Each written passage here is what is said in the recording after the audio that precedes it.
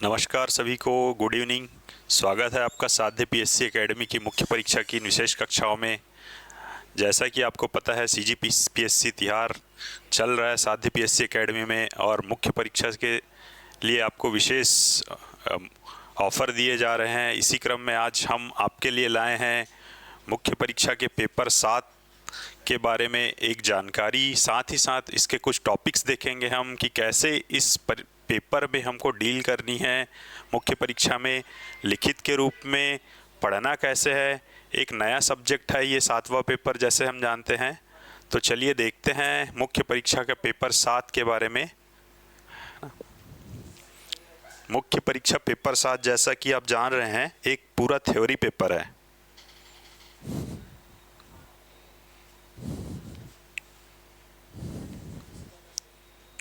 ठीक है, पेपर 7 क्या है? पेपर 7 में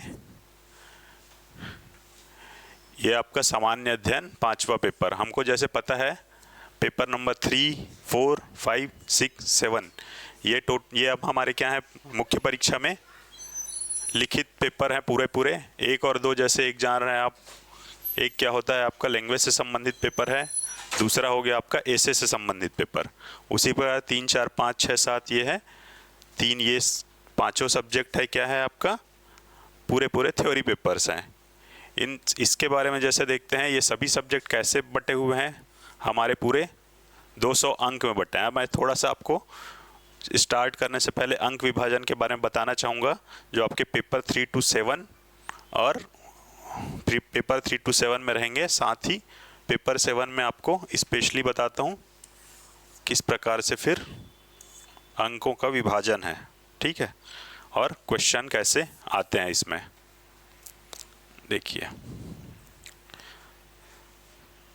सबसे पहले तो देखेंगे कि पेपर 3 to 7 जो है, या पेपर 7 का ही ले लीजिए, ये 3 भागों में विभक्त है। पहला भाग क्या है? कल्याणकारी विकासात्मक कार्यक्रम एवं कानून। दूसरा भाग अंतर्राष्ट्रीय राष्ट्रीय खेल घटनाएं एवं संगठन। तीसरा भाग अंतर्राष्ट्रीय राष्ट्रीय शैक्षणिक संस्थाएं मानव विकास में उनका योगदान। ठीक है, ऐसे ही पेपर 3, 4, 5, 6 भी 3 भागों में विभक्त है। इसके नंबर डिवीज़न कैसे हैं? पार्ट 1 है 75, पार्ट 2 है 50 एंड पार्ट 3 है अगेन 75 मार्क्स के। ठीक है, इसका फिर से हम डिवीज़न देखेंगे कि कितने कितने मार्क्स के क्वेश्चंस आ रहे हैं प्रत्येक पार्ट से।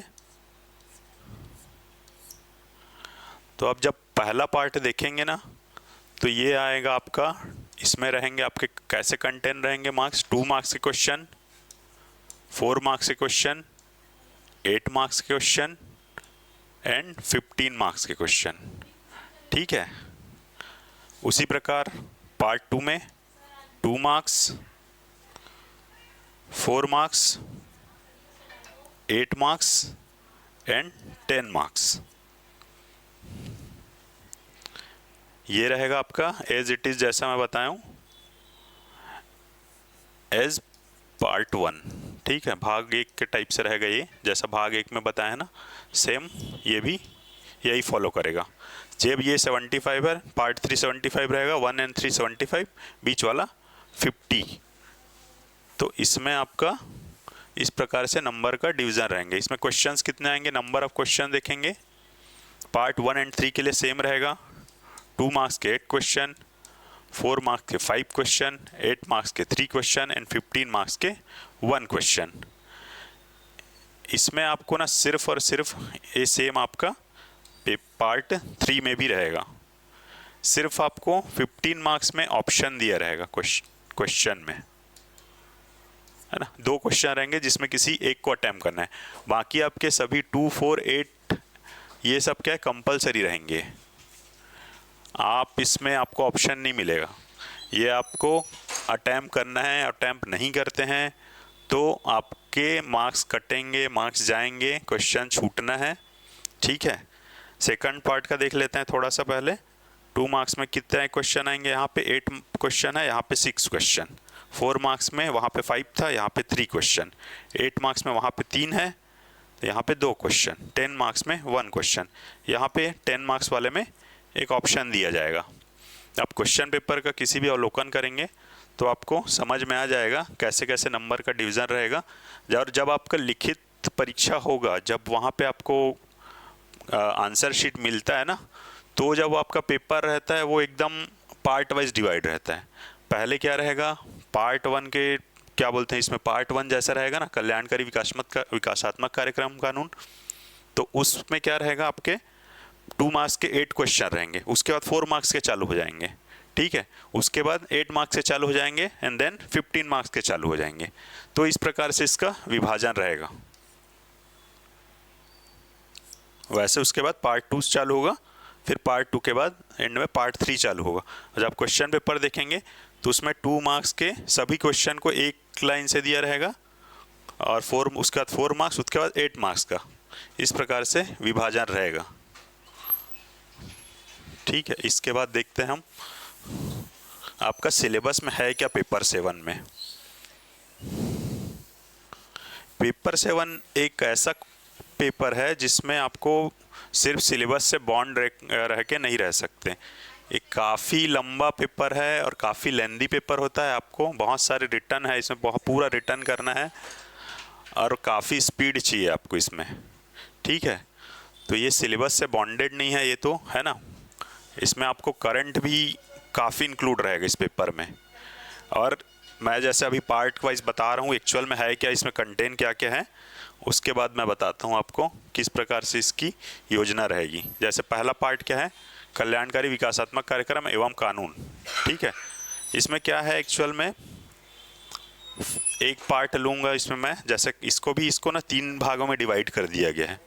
पार्ट 1 को ना एक्चुअल देखेंगे हम 3 भागों में डिवाइड है। जैसे इसको मैं खंड 1 ले लेता हूँ। खंड 1 में क्या है, सामाजिक एवं महत्वपूर्ण विधान, ठीक है। विधान क्या बोलते हैं, अधिनियम, कानून, कानून है ना, यह अधिनियम, इसको अपन विधान बोलते हैं, ठीक है, ठीक है। तो कैसा विधान है, सामाजिक क्षेत्र से जो विधान है ना, जैसे घरेलू हिंसा से स्त्री संरक्षण अधिनियम है, सूचना का अधिकार अधिनियम है ना।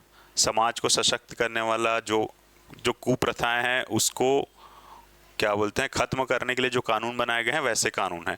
तो इसके अंतर्गत आपको क्या पढ़ने हैं, कानून पढ़ने विभिन्न प्रकार के, है ना। लगभग अपने सिलेबस में 9 कानून दिए हुए हैं। इसके अलावा स्त्रियों से संबंधित विशेष कुछ प्रावधान दिए गए हैं, ठीक है। इसमें क्या है, भारतीय संविधान, आपराधिक विधि, ये थोड़ा सा चेंज है, मैं आपको बताना चाहूँगा। बाद में इसमें संशोधन किया गया है हाल ही में CGPSC के द्वारा। यहाँ पे आपका क्या लिखा है, भारतीय संविधान एवं आपराधिक विधि, दंड प्रक्रिया संहिता के अंतर्गत महिलाओं को प्राप्त सुरक्षा, ठीक है। इसको वर्तमान में चेंज क्या कर दिया गया है, भारतीय संविधान एवं BNS, भारतीय न्याय संहिता, और BNSS, भारतीय नागरिक सुरक्षा संहिता, ठीक है। BNS, और BNSS शॉर्ट फॉर्म में लिख रहा हूं मैं, के तहत महिलाओं को प्राप्त सुरक्षा, ठीक है। ये इस टाइप से थोड़ा सा चेंज कर दिया गया है, तो उसको नए टाइप से पढ़ा जाएगा, ठीक है। उसके बाद खंड 2 क्या है, छत्तीसगढ़ के संदर्भ में प्रचलित विभिन्न नियम अधिनियम, है ना, उनके निवासियों पर कल्याणकारी प्रभाव। यहाँ पे क्या छत्तीसगढ़ से संबंधित दे दिया। जैसे छत्तीसगढ़ में क्या क्या कई सारे कानून बने हैं, टोनी प्रताड़ना अधिनियम बना है ना, राज्य गौ सेवा आयोग का अधिनियम बना है, और क्या है, लोक सेवा गारंटी अधिनियम बना है। ऐसे आदि आदि जितने अधिनियम हैं, इसमें स्पेसिफिक तो किसी दिया नहीं है, हम लोग देखेंगे। जैसे क्वेश्चन आए हैं प्रीवियस ईयर्स में, उसके हिसाब से, है ना। यहाँ से भी हमको कम से कम 9-10 कानून है ना, 10 समझ लीजिए, 10 अधिनियम यहाँ से भी हमको रेडी रखने हैं। और इससे रिलेटेड जिस प्रकार से क्वेश्चन आ रहे हैं वो भी देखेंगे। तीसरा पार्ट है छत्तीसगढ़ शासन की कल्याणकारी योजनाएं। इसमें बहुत सारे आपकी जितनी भी कल्याणकारी योजनाएं हैं, जैसे लास्ट ईयर नियर नद्यनार योजना जो आया है ना, उसके बारे में पूछ दिया है। तो फिर आपका महतारी वंदन हो सकता है।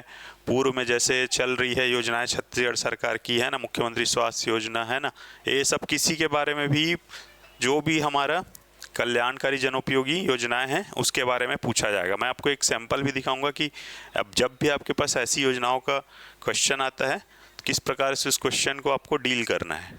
आगे देखेंगे इसमें, क्योंकि जिस पेपर में हमको बहुत सारी योजनाएं देखनी है। ये तो पहला पार्ट में जैसे बताया ना, कानून से संबंधित हो गया, कानून और आपका क्या हो गया, विभिन्न क्या बोलते हैं विकासात्मक कार्यक्रम है ना, योजनाएं, इससे हो गया। सेकंड पार्ट क्या है हमारा, भाग 2 50 मार्क्स का, अंतर्राष्ट्रीय राष्ट्रीय खेल घटनाएं संगठन। ये भी पार्ट है आपका। पहले तो हमको सिलेबस देखना है, जैसे संयुक्त राष्ट्र सहयोगी संगठन, अंतर्राष्ट्रीय मुद्रा कोष, IMF हो गया, वर्ल्ड बैंक हो गया, एशियाई बैंक हो गया, सार्क, ब्रिक्स, अन्य द्विपक्षीय संगठन। जैसे अभी पता हो आपको SCO का सबमिट चल रहा था, SCO हो गया, बिम्स्टेक हो गया है ना, बिम्स्टेक हो गया, और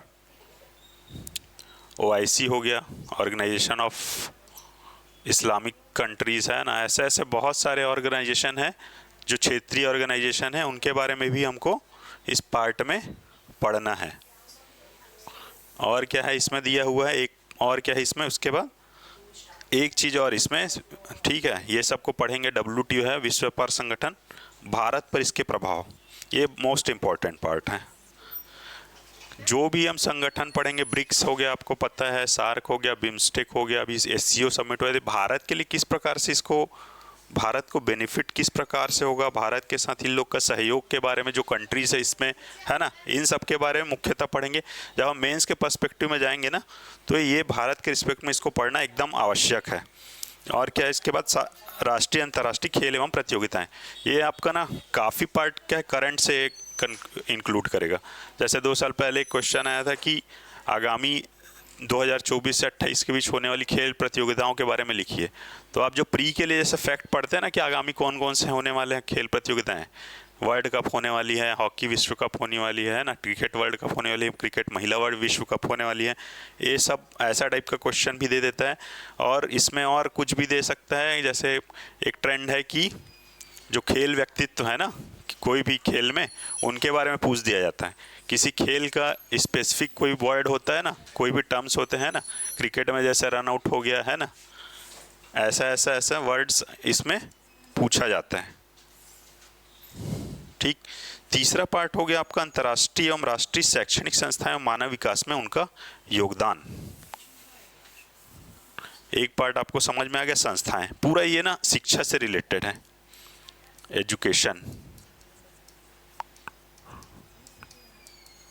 शिक्षा के संबंध में कौन कौन सी संस्थाएं हैं, क्या संस्थाएं, जैसे हमको पता है NCERT हो गया है ना, UGC हो गया उच्च शिक्षा के संबंध में, AICT हो गया है ना तकनीकी शिक्षा के संबंध में, और क्या है जैसे बड़ी संस्थाएं हैं, NIT है, IIT है, IIM है, इन सब के बारे में पढ़ेंगे। और क्या है इसमें शिक्षा नीति हो गया, शिक्षा के संबंध में विशेष योजनाएं हैं है ना। आपका सिलेबस देखेंगे जैसे है ना, अभी जिस प्रकार से हमने प्लान किया है उसमें हमने एक्स्ट्रा इसमें और जोड़ा हुआ है कि शिक्षा के संबंध में विभिन्न योजनाएं हैं ना, उनको भी इसमें इंक्लूड किया हुआ है, क्योंकि आपको इसमें करंट से बहुत सारे क्वेश्चन बनते हैं इस पार्ट से भी। ये आवश्यक नहीं है कि आपको जो दिया हुआ है सिलेबस में वहीं से क्वेश्चन उठाया जाए। तो जैसा मैं वही आपको एक शॉर्ट में बताना चाह रहा था कि ये आपका ना ये पेपर है, ये बहुत डाइवर्स है, ये एकदम सीधे सीधे सिर्फ सिलेबस से आने वाले पेपर नहीं है। इसमें आपको मल्टी डायरेक्शन, आपको हर टॉपिक को ना कोशिश करना है 360 डिग्री हमको पढ़ना है। ठीक है, अभी मैं आपको ना एक छोटा सा एक जैसा एग्जांपल दूंगा। हम पार्ट 3 से एक मुद्दा उठाते हैं, बालिका शिक्षा संबंधी मुद्दे। भाग 3 का टॉपिक है पेपर 7 का बालिका शिक्षा संबंधी मुद्दे। मैं आपको बताता हूँ इसको किस प्रकार से मुख्य परीक्षा के वे से पढ़ेंगे, बालिका शिक्षा संबंधित मुद्दे। जब भी ना, अब मैं आपको एक चीज़ बता रहा हूँ कि जैसे बालिका शिक्षा संबंधित मुद्दे हो गया, इसी में और क्या है आपका सिलेबस में निःशक्त जन, वंचित वर्ग से शिक्षा से संबंध में मुद्दे। यहाँ पे देखेंगे आप, वंचित वर्ग, निःशक्त जन से शिक्षा से संबंधित मुद्दे, ठीक है। चाहे और क्या हो गया आपका, कुछ सामाजिक आप बड़ा मुद्दा मान लीजिए जो समस्या के रूप में है, जैसे गरीबी हो गया, बेरोजगारी हो गया, और क्या हो गया, कुपोषण हो गया। ये बड़े सामाजिक मुद्दे हैं। तो इन मुद्दों को कैसे टाइप से आपको मेंस के वे से, राज्य सेवा मुख्य परीक्षा के लिए आपको पढ़ना कैसे है और आपको रिटर्न के वे में किस प्रकार से जाना है। जब भी ऐसा क्वेश्चन 15 मार्क्स में आ चुका है एक बार, पीएससी ऐसे ही क्वेश्चंस उठाता है ज़्यादातर, ये एकदम सीधा सीधा आपको बहुत ज़्यादा, इसमें भी आप सिलेबस में देखेंगे ना, सिलेबस से सीधे क्वेश्चन नहीं देंगे कि आईआईटी के बारे में सीधा सीधा बता दीजिए, ऐसा ऐसा कुछ क्वेश्चन बहुत कम आते हैं। जब भी कोई सामाजिक समस्या वगैरह वाले क्वेश्चन आते हैं ना, या ऐसे तो आपको ना, जब मुख्य परीक्षा में जाएंगे, गरीबी, बेरोजगारी, कुपोषण, चाहे स्त्री शिक्षा हो, चाहे स्त्रियों की स्थिति के बारे में हो, ये सब आपको ना ऐसे के रूप में भी तैयार होना चाहिए। जब ऐसे के रूप में ऐसे सब्जेक्ट्स को आप तैयार कर लेंगे तो ये आप 15 मार्क्स में इजीली लिख लेंगे।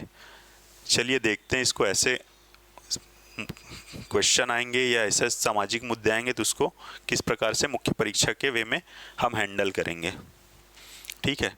अब बालिका शिक्षा संबंध में बाधाएं या समस्याएं, ठीक है, मुद्दा यही है, जैसे बालिका शिक्षा संबंधित मुद्दों में उसकी समस्याएं क्या है, ठीक है। कोई भी चीज़ हो, समस्या हो, तो उसका कुछ क्या क्या हो सकता है। अब ना ये आपको स्ट्रक्चर में आए गए, जब भी ऐसा क्वेश्चन आए ना तो एक स्ट्रक्चर के वे में आपको हमेशा डील करना है।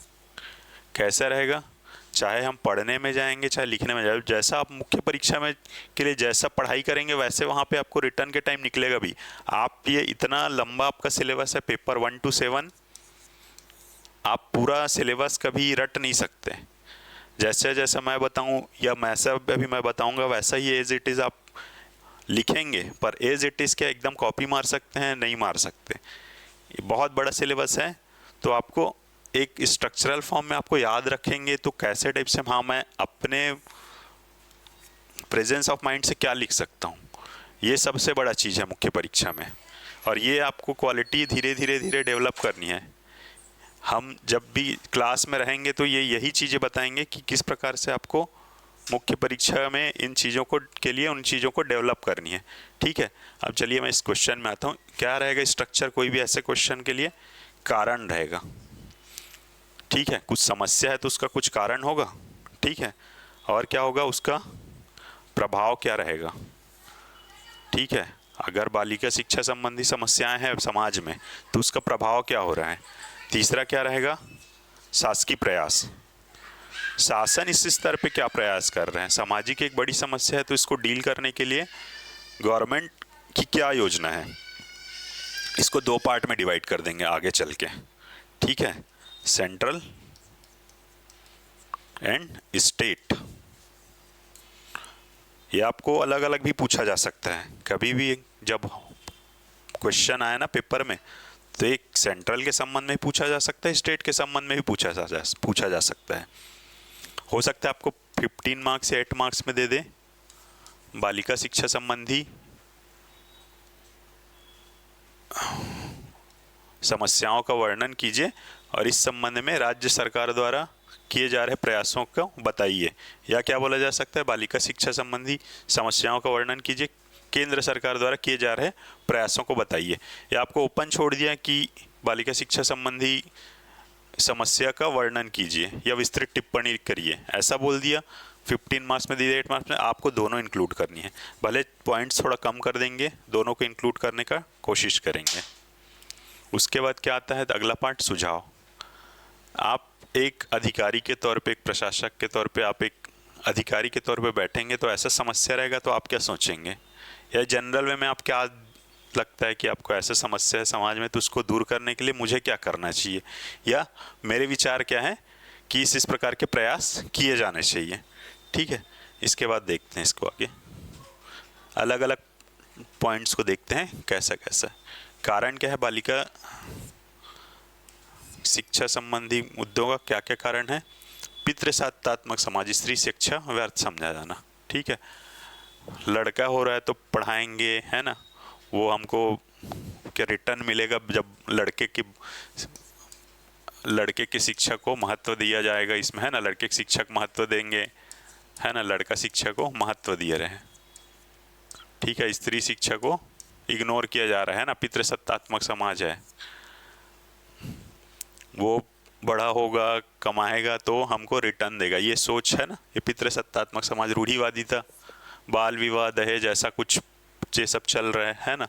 लड़की हुई 18 साल की, हमको शादी कर देना है, 18 साल नहीं हुई तो भी मतलब पूर्व में शादी कर दी, बाल विवाह कर दी उसका, है ना।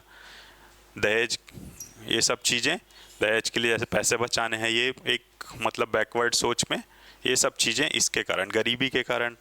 गरीब है, एक जैसा गरीबी का कुचक्र चल रहा है उस कंडीशन में कि भाई सिर्फ लड़के की शिक्षा के लिए खर्च किए, लड़की की शिक्षा को महत्व नहीं दिए, उस पर कोई खर्च नहीं। स्कूलों में संरचना की कमी, स्कूल है गांव में एकदम बैकवर्ड इलाका में कहीं स्कूल है तो फिर वहाँ पे क्या है, कोई ऐसी अधोसंरचना नहीं है कि प्रॉपर टॉयलेट्स वगैरह है लड़कियों के लिए, है ना, कॉमन रूम है, ये सब चीज़ नहीं होना, ये है। यातायात का अभाव, प्राइमरी की शिक्षा पूरा कर लिए जैसे बच्चे, उसके बाद क्या है, मिडिल उसको जाना है 10 किलोमीटर, एकदम आउटर इलाका है, बीहड़ है ना, बीहड़ जंगल वगैरह है ना, बीहड़ है या जंगल का इलाका है ऐसा टाइप में, तो दूर जाने के लिए यातायात का अभाव है। इस कंडीशन में ये भी एक कारण है। दोषपूर्ण प्रशासन, शिक्षा का, महिला शिक्षकों का अभाव होना। कैसा होता है, क्या कई स्कूलों में पूरा महिला, हो सकता है गर्ल्स स्कूल बना दिए हैं, लेकिन महिला शिक्षक उस रेशियो में नहीं है जैसे होना चाहिए उस स्कूलों में, है ना। जैसा पोस्टिंग मिला वैसा दे दिए, तो ऐसा मतलब एक शासन स्तर पे भी है दोषपूर्ण प्रशासन प्रणाली। तो इस कंडीशन में हो सकता है पालक भी हिचकते हैं भेजने के लिए, है ना, लड़कियों भी रुचि नहीं लेती, है ना, ऐसा टाइप से हो सकता है, ये भी एक कारण है। असुरक्षा की भावना,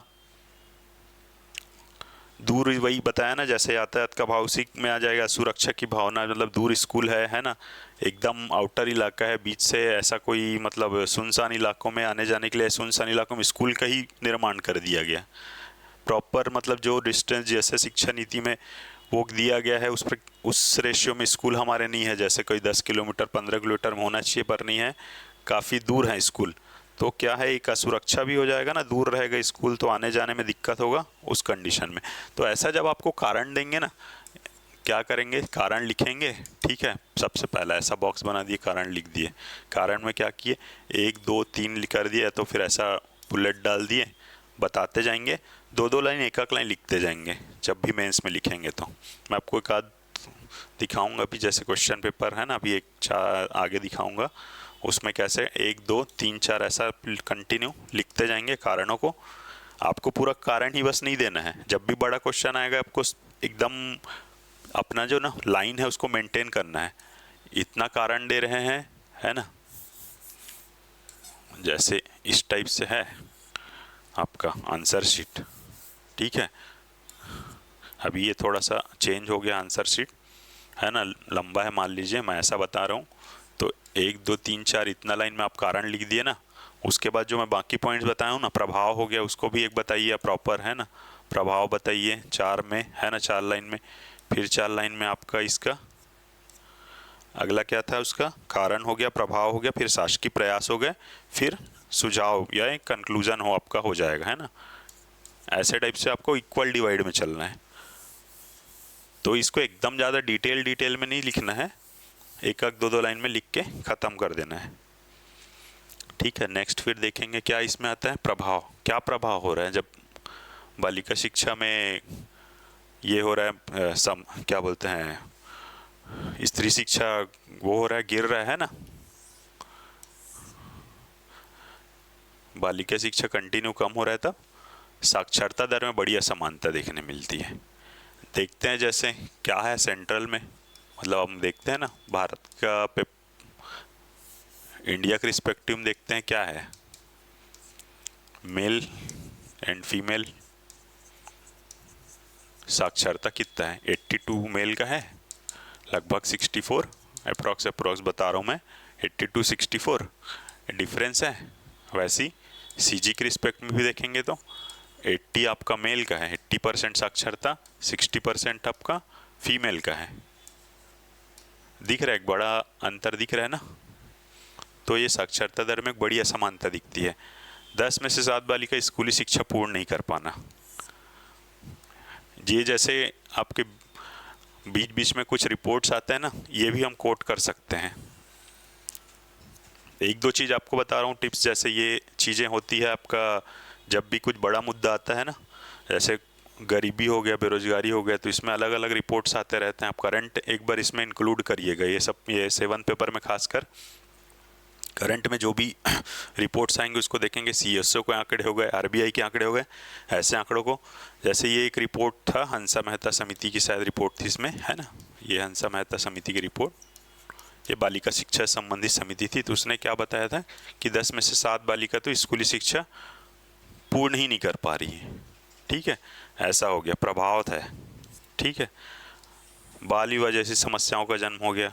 ठीक है, स्कूली शिक्षा पूर्ण नहीं करी है ना, साक्षरता क्या बोलते हैं उन लोग का, बालिका लोग का नहीं हो रहा है, उनको बाल विवाह कर दिया गया। विभिन्न क्षेत्रों में महिला प्रतिनिधित्व का अभाव, जब पढ़ेंगे ही नहीं आगे तक, है ना, वो तो प्राइमरी शिक्षा में ही रुक जा रहे हैं, मिडिल नहीं कर पा रहे हैं, हाई स्कूल नहीं कर पा रहे हैं, कॉलेज कहाँ से जाएंगे, उच्च शिक्षा में जा ही नहीं पा रहे हैं, तो आगे चल के क्या होगा, महिलाओं का प्रतिनिधित्व का अभाव होगा। जो उच्च शिक्षा, अच्छी शिक्षा प्राप्त नहीं कर पाएंगे तो क्या प्रभाव दिखेगा, उनका प्रतिनिधित्व का अभाव दिखेगा।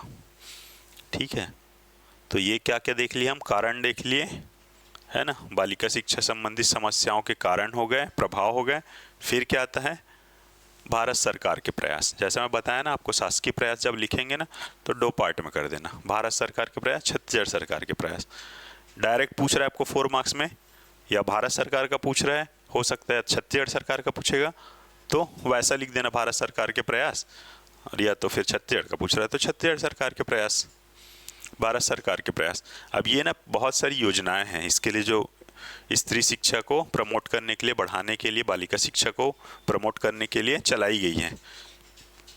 इसमें एक चीज़ और बताऊंगा आपको मैं, ये तो अलग अलग है, जैसे इसमें लिखना चालू करेंगे तो आप एक एक लाइन में इसको भी वैसे ही ख़त्म करना पड़ेगा आपको। ठीक है, आपके पास स्पेस एक लिमिटेड रहता है, एक दो लाइन से ज़्यादा आप नहीं दे सकते कि एक ही योजना को बताने नहीं बैठना है ना। आपके पास अगर 5-6 पॉइंट्स है ना, तो 5-6 योजनाओं को बताइए इसमें, ये जरूरी है। शासकीय प्रयास जैसे हेडिंग डाल दी ना आपने कारण खत्म किया, प्रभाव खत्म किया, शासकीय प्रयास। ठीक है, इसमें सब हेडिंग यहाँ पे ठीक है हो जाएगा, भारत सरकार के प्रयास।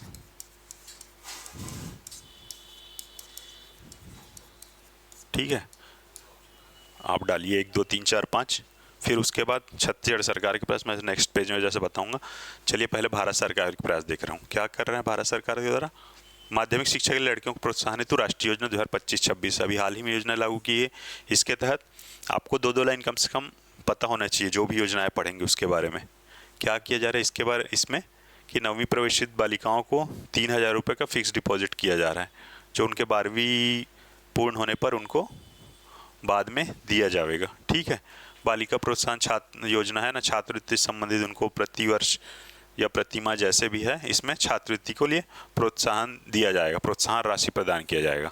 कस्तूरबा गांधी आवासीय विद्यालय, आवासीय विद्यालय जैसे नाम से समझ आ रहा है, जो पिछड़े क्षेत्र हैं जहाँ पे बालिका शिक्षा क्या बोलते हैं, स्कूल छोड़ने का दर ज़्यादा है प्राइमरी के बाद, वैसे जगहों में कस्तूरबा गांधी आवासीय विद्यालय योजना चालू गई है। छत्तीसगढ़ में लगभग 23 जिलों में संचालित है ना। ऐसा स्पेसिफिक पूछा तो ऐसे पूछेगा नहीं, है ना। आपको एक 2 लाइन पता होना चाहिए कि क्या है योजना, उसके बारे में। बेटी बचाओ बेटी पढ़ाओ, इसमें क्या है, सुकन्या समृद्धि खाता खोला जा रहा है, 18 वर्ष तक उसमें राशि जमा कराया जा रहा है ना। 18 वर्ष तक होने के बाद इसको राशि मिलेगा, है ना, ऐसा है। फिर क्या है, सरस्वती साइकिल योजना, क्या है, 9वीं में प्रवेश लेने पे कोई भी वर्ग है, बीपीएल, एसटी, एससी, सभी वर्ग की बालिकाओं को साइकिल प्रदान किया जा रहा है। ऑपरेशन ब्लैक बोर्ड चलाया गया। इसमें क्या है, इसमें वही जो प्रशासनिक संबंधी दोष बताया था ना कारण में, इसको थोड़ा सा कंपनसेट करने के लिए किया। 59% महिला शिक्षकों की नियुक्ति आवश्यक किया गया इसके तहत। उड़ान योजना, इंजीनियरिंग तकनीकी शिक्षा कोचिंग हेतु बालिकाओं के लिए स्पेशल है ये, है ना। और ऐसी एक प्रगति योजना भी है, ये भी तकनीकी शिक्षा की कोचिंग के लिए, है ना। ठीक है, तो इस प्रकार से है। आपको 2-2, 3-3 लाइन कम से कम ये सब योजनाओं के बारे में हम पढ़ेंगे डिटेल से, क्योंकि इस मैं बताया ना, इस पार्ट में काफ़ी सारी योजनाएं हैं। आपको डील कैसे करनी, कितना पढ़ाई करना है, क्या क्या याद रखना है उसमें, ये सबसे ज़रूरी है। तो जब भी अब मुख्य परीक्षा कक्षाएं चालू होंगी, इसमें आपको बताया जाएगा कि किस प्रकार से योजनाओं को हमको लिखना है, पढ़ना है। मैं आपको योजना का तो फिलहाल आज भी बताऊंगा एक छोटा सा एग्जांपल, कैसे टाइप से योजनाओं को हैंडल करना है हमको। ठीक है, भारत सरकार का प्रयास हुआ। अब आते हैं छत्तीसगढ़ सरकार के प्रयास। छत्तीसगढ़ सरकार क्या क्या किया है, नौनी सशक्तिकरण योजना। श्रमिक परिवार की प्रथम 2 बेटी को शिक्षा हेतु 20,000 रुपये, प्रथम 2 बेटियों को 20-20 हज़ार दिया जा रहा है ना। किसके लिए, उसके शिक्षा के लिए। नौनी सुरक्षा योजना, बीपीएल के तहत 12वीं पूरा करने पर 18 वर्ष तक अविवाहित रहने पर 1 लाख का LIC बॉन्ड के रूप में दिया जा रहा है। नौनी सुरक्षा योजना। सुचिता योजना क्या है, बालिकाओं के लिए सेंट्री पैड वगैरह की व्यवस्था की गई है स्कूलों में, इससे संबंधित योजना है, सस्ती दर पे। NMDC बालिका शिक्षा सहयोग योजना, ये क्या पायलट प्रोजेक्ट के रूप में चल रहा है। कांकेर, बस्तर, जगदलपुर, बीजापुर में ST SC BPL हेतु। ठीक है, NMDC के द्वारा शिक्षा सहयोग में बालिकाओं की शिक्षा में सहयोग के लिए ये चलाया जा रहा है। ऐसा एक धनलक्ष्मी योजना भी चलाया जा रहा है, ये भी बस्तर में चल रहा है पायलट प्रोजेक्ट के रूप में। और क्या है, निःशुल्क गणवेश प्रदान किया जा रहा है, उनको पाठ्य पुस्तक प्रदान किया जा रहा है, दुर्घटना बीमा भी दिया जा रहा है ना, उनका दुर्घटना वगैरह होता है तो ये सब हमारे शासकीय प्रयास में आ गए।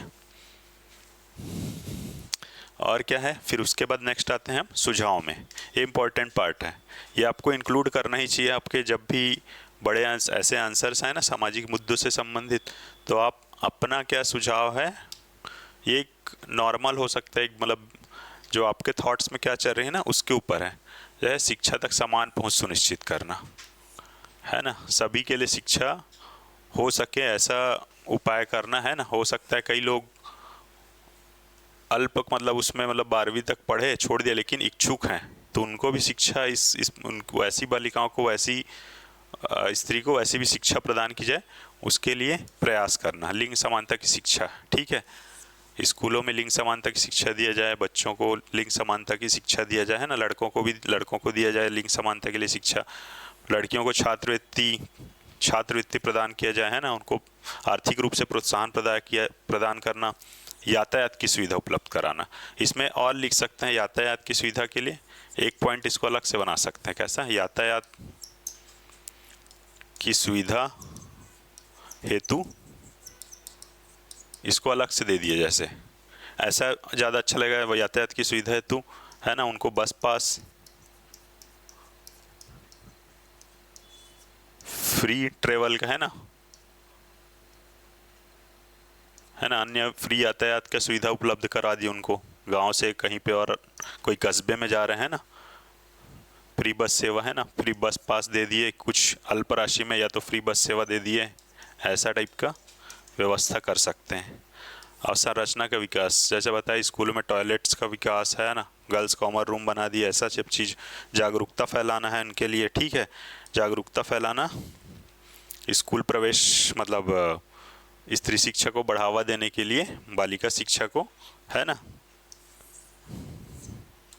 इस हेतु जागरूकता फैलाना। कैसे जागरूकता फैलाया जा सकता है, खासकर इसमें जैसे लोकल बॉडीज़ को इंक्लूड करेंगे हम, होता है ना, पंचायत हो गया, आंगनबाड़ी हो गया, इन सबको इंक्लूड करना है, उनको प्रवेश हेतु इसको प्रयास भी करना है बालिकाओं को, साथ ही साथ, है ना, इनको क्या जागरूकता फैलाने के लिए भी कि स्त्री शिक्षा का इम्पोर्टेंस बताने के लिए किया जा सकता है। और एक आध जैसे क्या याद आ रहा है, जैसे एक और इंक्लूड कर सकते हैं अपन, जैसे अभी पढ़े ना पीछे,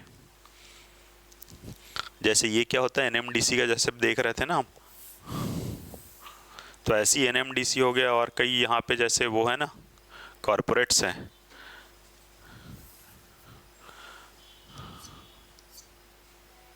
कॉरपोरेट्स हैं तो इनके लिए क्या होता है, जैसे यहाँ पे कोल इंडिया का भी है ना, SCCL हो गया है ना, जिंदल हो गया, और ऐसी कई कॉरपोरेट्स हैं ना, तो इनके लिए क्या होता है, तो यहाँ पे क्या इंक्लूड कर सकते हैं, आपको एक पता होगा CSR fund, corporate social responsibility. इसमें इनको जैसे 2% अपने प्रॉफिट का प्रतिवर्ष सामाजिक क्षेत्र के लिए खर्च करना होता है, तो केंद्र राज्य क्या इनको निर्देशित कर सकता है स्पेशल की बालिका शिक्षा के लिए कुछ खर्च करने के लिए, बालिका शिक्षा हेतु। अगर जहाँ पे कुछ ज़्यादा ही क्या बोलते हैं दर कम है ना बालिका शिक्षा की, या फिर उसको स्कूल छोड़ने की दर बहुत अधिक है, उन क्षेत्रों में बालिका शिक्षा प्रोत्साहन हेतु इनको सिर्फ इसी क्षेत्र में खर्च करने के लिए प्रेरित किया जा सकता है। तो ये आप लिख सकते हैं सुझाव के रूप में जैसे, ठीक है। एक बार रिकॉल कराता हूँ आपको मैं, क्या क्या देख लिया हम, बालिका शिक्षा संबंधित बाधाएं या समस्याएं हैं, उसमें कारण हो गया, उसके प्रभाव हो गए, शासकीय प्रयास हो गए, और सुझाव हो गए। तो इसको आपको ना इस वे में जाना है हमेशा, ऐसे आंसर्स के लिए ऐसे क्वेश्चन जब भी आएंगे। अब इसी में क्या हो सकता है, अब मैं आपको बता रहा हूँ, ये तो आपके बड़े 15 मार्क्स के क्वेश्चन हो गए, ठीक है, 15 मार्क्स में ही दिया हुआ है, पहले एक बार आ चुका है ऐसे क्वेश्चन। इसमें आपको ना 4 मार्क्स 2 मार्क्स में ना पर्टिकुलर कोई योजना को भी उठा देगा। इस पेपर में हमेशा यही होता है, 4 मार्क्स 2 मार्क्स में आपको बहुत सारी योजना कहीं से भी उठा के पूछ देगा। या क्या पूछ सकता है, आपको सिर्फ कारण पूछ दिया, बालिका शिक्षा संबंधित समस्याओं के क्या क्या समस्याएं हैं ना, उसके प्रमुख कारण का उल्लेख कीजिए। 4 नंबर में दे दिया, 2 नंबर में दे दिया, 2 नंबर में दे दिया, आपके पास 4 लाइन रहता है, 1 2 3 4, आपका जितने पॉइंट्स है डालिए इसको।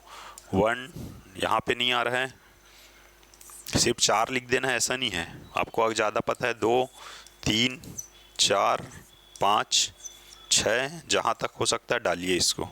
वहाँ पे पॉइंट्स है 2 मार्क्स में, एकदम उसको डिटेल एक्सप्लेन नहीं करना है, 2 मार्क्स में ज़्यादा से ज़्यादा पॉइंट्स हैं दे दीजिए आप, वो आपको अच्छे मार्क्स मिलेंगे। 4 मार्क्स में पूछ दिया, एक 2 लाइन में एक्सप्लेन कर दिए। 4 मार्क्स में आपके पास 8 लाइन है ना, नंबर का भी मैं थोड़ा सा लाइंस का भी आपको बता देता हूँ। 2 मार्क्स में 4 लाइंस आते हैं, 4 मार्क्स में आपके पास 8 लाइंस रहेंगे, और क्या है 8 मार्क्स का क्वेश्चन में लगभग 15 लाइंस ले लीजिए, और 10 मार्क्स का जो मिडिल वाला पार्ट है ना उसमें से आएंगे, तो भी लगभग ना इसमें भी 17-18 लाइंस रहेंगे, और 15 मार्क्स में आपके पास 23-24 लाइंस लगभग आते हैं। तो इसमें आपको ना आंसर इसमें ख़त्म करना है आपको, तो इस हिसाब से आपका प्लान रहेगा। मैं आपको एक एग्जांपल दिखाता हूँ, जैसा आपको बता रहा था ना मैं, योजनाओं संबंधित प्रश्न। तो जब भी आप योजना देखेंगे, जैसे अभी अपन क्या देख रहे थे, इसमें पीछे योजना क्या क्या देख रहे थे, नौनी सशक्तिकरण देख लिए, कस्तूरबा गांधी आवासीय विद्यालय देख लिए, सरस्वती साइकिल योजना है ना, कोई भी योजना है ना, तो उसको डील कैसे करनी है ये देखिए। जैसे को ना पूछा हुआ है, पूर्ववर्ती सरकार में एक योजना चल रही थी गोधन न्याय योजना, ठीक है, इस योजना को कैसे किया, 4 मार्क्स में पूछ दिया है, 4 मार्क्स में पूछ दिया योजना को। अब इसको कैसे करना है हमको, इसको अच्छे का आंसर में के रूप में लिखना है। हमको क्या चाहिए, मार्क्स ज़्यादा से ज़्यादा चाहिए, तो मैं बता रहा हूँ योजना को आपको कैसे बाइफरकेट करनी है। देखो अब इसमें ना 2 लाइन पहले क्या किया, चालू कर दिए, गोधन न्याय योजना आपको पता होगा, 2 रुपये में गोबर खरीदी चालू हुआ था, 2 रुपये में गोबर खरीदा जाता था है ना सरकार के द्वारा। तो क्या राज्य में कृषकों और पशुपालकों के हित में ध्यान रखकर है ना 21 जुलाई 2020 से हरेली तिहार में गोधन न्याय योजना की प्रारंभ की गई, ठीक है। आपको डेट याद है, अच्छी बात है, नहीं याद है कोई बात नहीं, हरेली तिहार में गोधन न्याय योजना प्रारंभ की गई। ये हो गया, इसका इंट्रोडक्शन हो गया एक पार्ट छोटा सा है ना। आपके पास 8 लाइन है, 4 नंबर में आपने छोटा सा इंट्रो दे दिया 2 लाइन का। अब इसका प्रावधान बता दिए हम, जब भी कोई योजना आएगा कुछ तो प्रावधान होगा। सरस्वती साइकिल योजना है, क्या प्रावधान है उसमें, बालिकाओं को, नवीं प्रवेशित बालिकाओं को, बीपीएल, एसटी, एससी सभी वर्ग की बालिकाओं को क्या करना है, साइकिल प्रदान करना है। ठीक है, उसमें क्या साइकिल प्रदान करना है। वैसे ही हो गया, प्रावधान लिख दिए, 2 रुपये किलो दर में गोबर खरीदने की शुरुआत, बाद में इंक्लूड कर दिए इसमें क्या, 4 रुपये प्रति लीटर गौमूत्र खरीदना भी इंक्लूड कर दिए। ये 2 ठो इसका प्रावधान लिख दिए। कार्य क्या हो रहा है, ठीक है, कार्य क्या हो रहा है इसमें, गोबर से कंपोस्ट खाद निर्माण, केचुआ खाद निर्माण, इसको 10 रुपये में बेचते थे कंपोस्ट बना के, वो लिख दिए। गौमूत्र से एक 2 प्रोडक्ट बनाते थे, बाद में क्या करते थे, जीवामृत, ब्रह्मास्त्र कीटनाशक का निर्माण करते थे इससे। 2 ठो कार्य बता दिए इसका। अब लाभ, ठीक है, कुछ भी योजना है तो उसका लाभ तो होगा, कुछ तो लाभ से कुछ उद्देश्य, इस योजना को उद्देश्य लाभ लिख दिया है ना, कुछ भी उद्देश्य या कुछ लाभ से इसको प्रारंभ किया जाता है ना योजनाओं को। क्या हो रहा है इसमें, पशुपालकों को अतिरिक्त आय मिल रहा है, गोबर जैसे बेच रहे थे तो अतिरिक्त आय उनको मिल रहा था, पशुओं का संवर्धन हो रहा है ना भैया, देखभाल अच्छे से हो रहा है उनका, सस्ती दरों पर खाद और कीटनाशी उपलब्ध हो रहा है। जब इतना क्या बोलते हैं 2 रुपये में खरीद रहा है गवर्नमेंट, और उसको क्या है, स्व सहायता समूह को रोजगार भी मिल रहा है उसमें, जो उसको कैसे करते थे, वो खरीद के स्व सहायता समूह के माध्यम से सब कंपोस्ट वगैरह बनाते थे। ठीक है, तो उसमें एक चीज़ और आ गया आपका, यहाँ पे एक पॉइंट और आ जाएगा, स्व सहायता समूह को मतलब कुछ लोगों को अतिरिक्त रोजगार भी मिल गया उसके माध्यम से, वो भी एक बेनिफिट हो गया इस योजना का। खाद कीटनाशी उपलब्ध कराना है ना, सस्ती दर पे मिल गया हमको, 2 रुपये से लिए 10 रुपये में बना के बेच रहे हैं, 10 रुपये में कंपोस्ट मिल रहा है। जैविक कृषि को बढ़ावा मिल रहा है, जब क्या यूज़ कर रहे हैं हम लोग, ये जैविक खाद का यूज़ करेंगे, जैविक कृषि को बढ़ावा भी मिल गया। तो ऐसा 2, 3, 4 पॉइंट बनाएंगे ना, तो आपको मार्क्स देखो यहाँ पे कैसे, 4 मार्क्स में 3.5 मार्क्स। तो ये हमेशा हमको क्या करना है, कोई भी क्वेश्चन आता है ना, ट्राई करेंगे कि उसको एक अच्छा फॉर्मेट में, एक अच्छा स्ट्रक्चर में लिखें। किसी भी क्वेश्चन को ना स्ट्रक्चर में बांटने का ट्राई करेंगे और उसी वे से उसको आंसर करेंगे अच्छे स्ट्रक्चर के माध्यम से। जैसे हमने उसमें क्या किया, 15 मार्क्स में पहले से बनाया ना स्त्री शिक्षा के लिए, कारण, प्रभाव, शासकीय प्रयास, सुझाव, इस प्रकार से। तो इसी प्रकार से हम इसमें चलेंगे। जैसे 7वां पेपर लगभग आपका ऐसा ही है, ये शुरू से हम देखेंगे ना, चाहे सिलेबस में मैं बताऊं, जब इसमें पढ़ेंगे, कानूनों को पढ़ेंगे, कोई भी अधिनियम को भी पढ़ेंगे, तो भी इसका इसी प्रकार से फॉर्मेट बनेगा। क्या रहता है, जैसे अधिनियम आपको धारा, अध्याय और धाराओं में बटी रहती है, लेकिन जब हम इसमें पढ़ेंगे ना तो उसको सिंप्लीफाई करके पढ़ेंगे। एकदम धारा धारा धारा याद रखने का आपको इसमें आवश्यकता नहीं होगा। सबसे बड़ा चीज़ क्या होता है, जैसे कोई भी अधिनियम है तो किस लिए बना है वो, घरेलू हिंसा से स्त्री संरक्षण अधिनियम किस लिए बना है, स्त्रियों को घरेलू हिंसा हो रहा है उससे बचाने के लिए, तो ये उसका उद्देश्य हो गया। ठीक है, और उसमें विशेषता क्या है, ये ऐसे ही पढ़ेंगे, हम अधिनियम भी पढ़ेंगे, इसका उद्देश्य, विशेषता, ठीक है, इसका प्रावधान है ना, और कोई भी कानून है तो उसका किस लिए बना है, सजा के लिए है, इसमें दंड का क्या प्रावधान है, ऐसा। तो ऐसा टाइप से डिवाइड करके पढ़ा जाएगा इसको। ठीक है, तो आगे सिलेबस मतलब आपका ऐसा ही चलेगा। मुख्य परीक्षा जब से आपका रेगुलर स्टार्ट होंगी तो आपकी कक्षाएं इसी वे में चलेंगी। तो अभी CGPSC तिहार चल रहा है, मुख्य परीक्षा के लिए आपको विशेष ऑफर दिए जा रहे हैं, सिर्फ प्लेटफॉर्म के चार्जेस के माध्यम से आप इन कक्षाओं से जुड़ सकते हैं। तो निश्चित ही रूप से आप प्रयास कीजिए राज्य सेवा परीक्षा, मुख्य परीक्षा की इस जर्नी में शामिल होने के लिए और CGPSC की अन्य परीक्षाओं में शामिल होने के लिए, और CGPSC तिहार का लाभ लीजिए। ठीक है, धन्यवाद।